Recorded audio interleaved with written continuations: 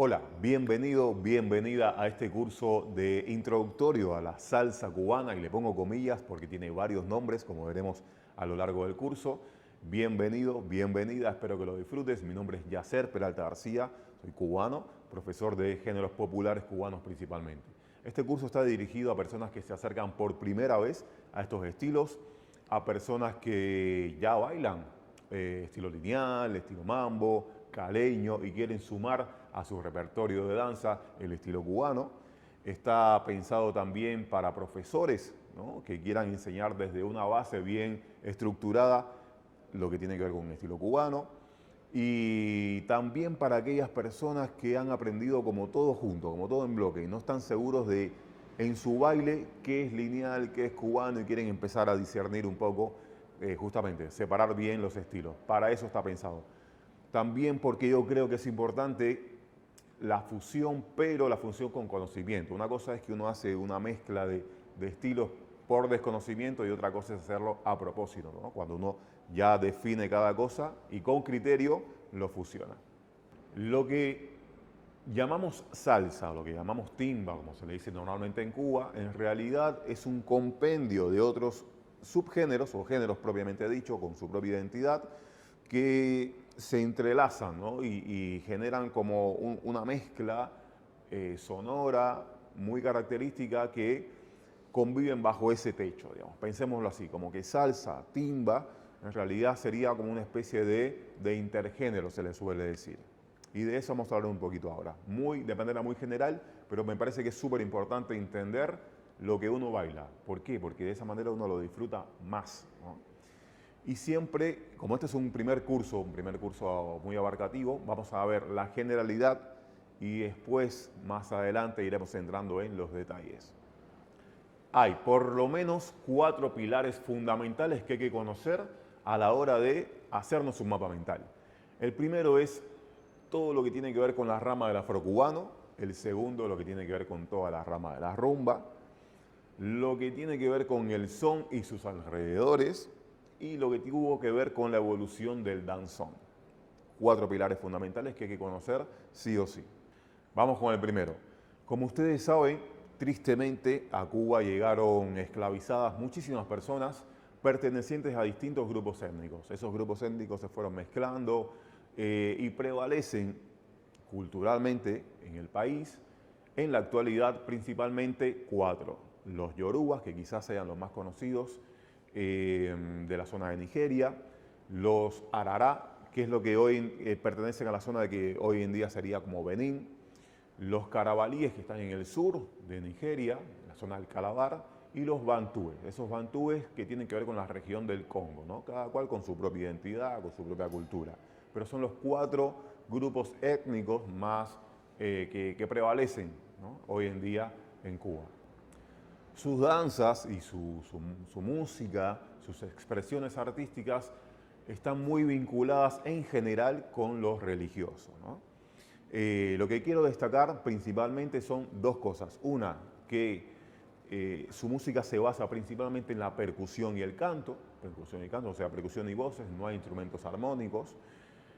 Y que en vez de regirse por un conteo, como quizás estamos más acostumbrados en la música occidental, un patrón de 4/4, acá se piensa como una estructura, alguna clave, algún formato que da base, y sobre eso se construye todo lo demás, ¿no?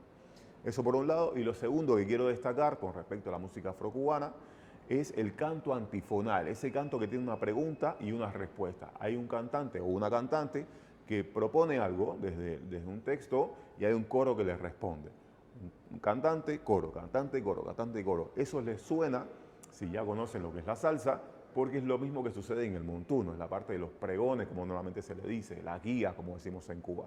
Eso viene de África. Vamos con la segunda parte, con la parte de la rumba.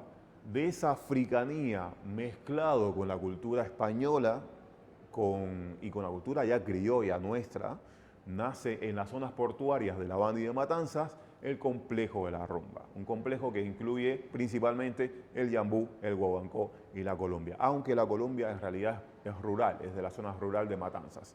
Hay muchísimo, muchísimo para hablar de la rumba, pero voy a destacar 3 cositas. Una, que se le agrega un texto, una canción propiamente dicha al principio y luego tiene ese mismo montuno, ese canto antifonal que vimos que venía de la parte de África, ¿no?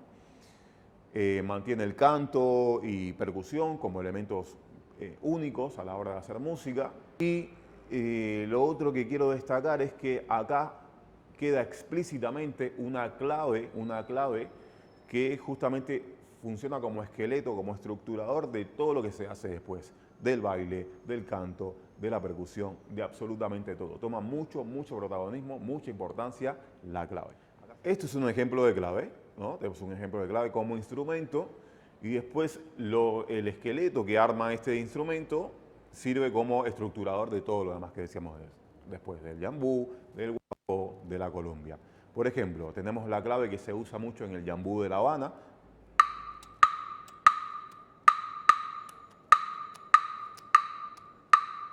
Esa clave del yambú de La Habana es la misma que vamos a escuchar después en el son. Es exactamente la misma clave. ¿Qué tenemos también? La clave de rumba, la clave de guaguancó, propiamente dicha, que es igual, pero el tercer golpe más tarde. Y después tenemos un patrón un poco más ternario en la columbia, que ahí necesitaríamos un kata para visualizarlo mejor. Lo que quiero solamente ejemplificar con esto es que ustedes noten cómo se estructura todo encima de la clave. Regreso a la de yambú habanera. Miren.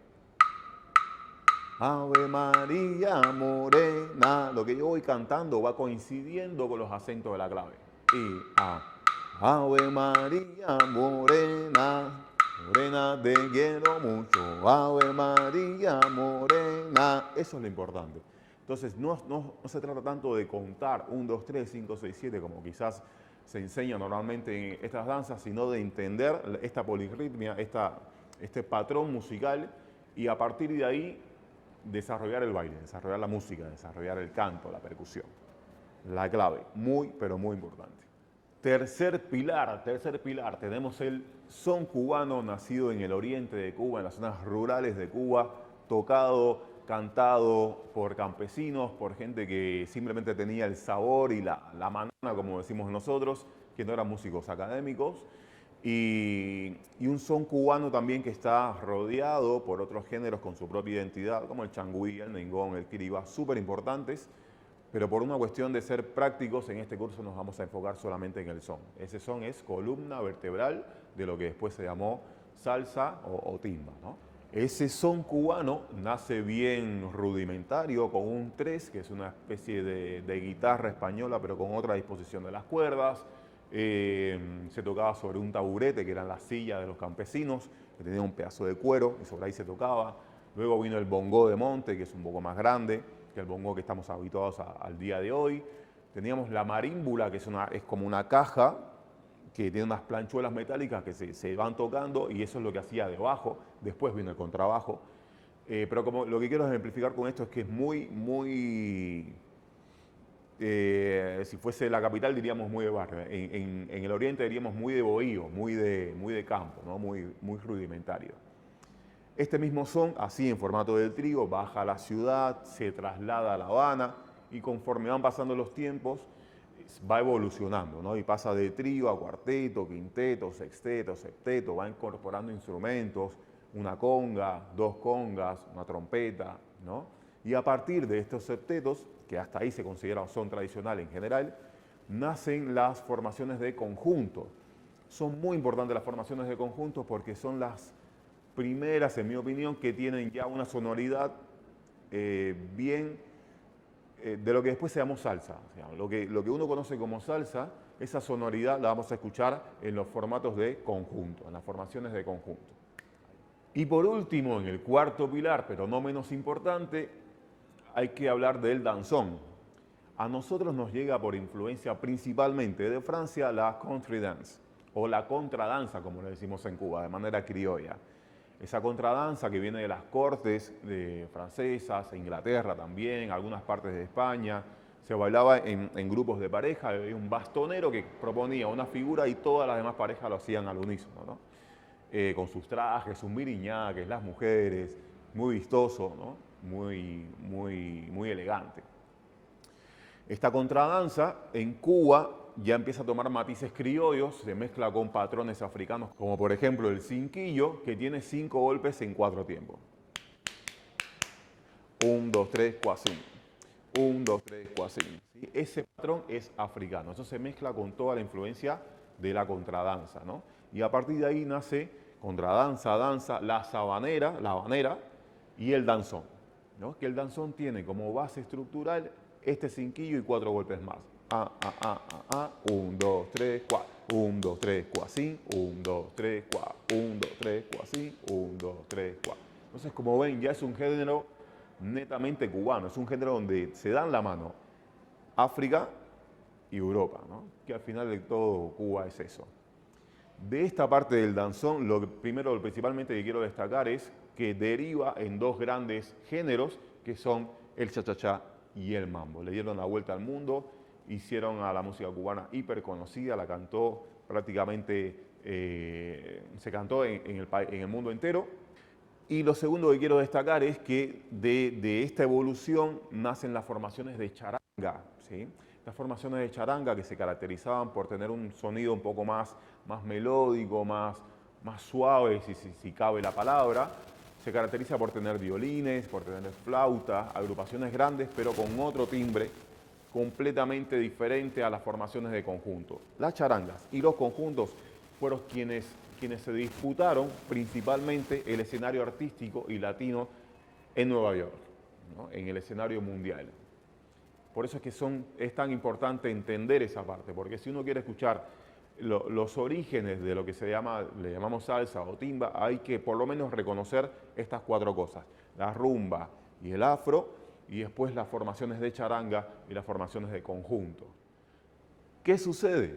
Que esas mismas formaciones, con su propia identidad, se fueron mezclando con la comunidad latina de Nueva York principalmente, y con los neoyorricanos, los hijos de los neoyorquinos y los puertorriqueños, con la plena, ¿no? Y la bomba de ellos, con la música de los colombianos, de toda la comunidad caribeña y afrocaribeña.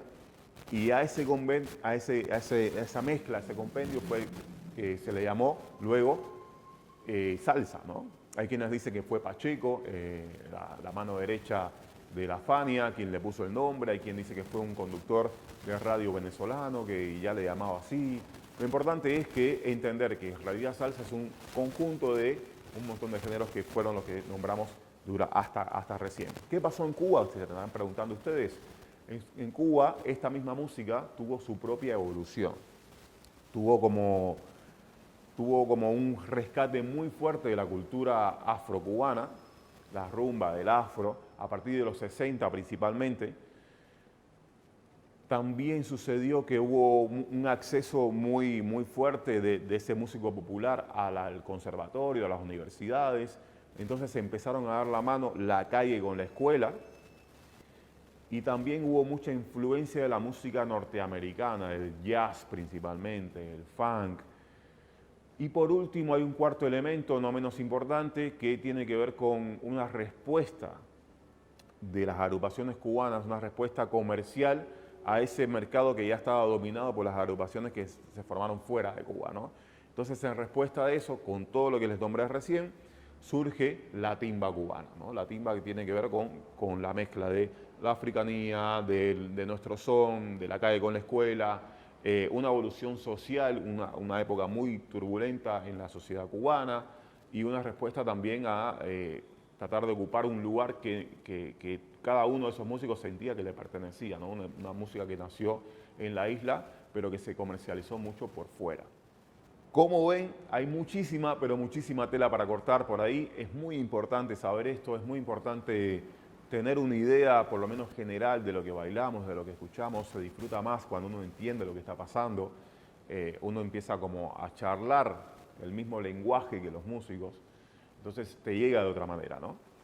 Pero bueno, es muy amplio cada uno de estos aspectos, merece su propio curso. Por eso he desarrollado otro curso en paralelo con músicos justamente de musicalidad, ¿no? Donde vemos cada uno de los instrumentos y cada una de las etapas, comparándolo siempre con el baile, ¿no? El instrumento, el baile, la música, el baile.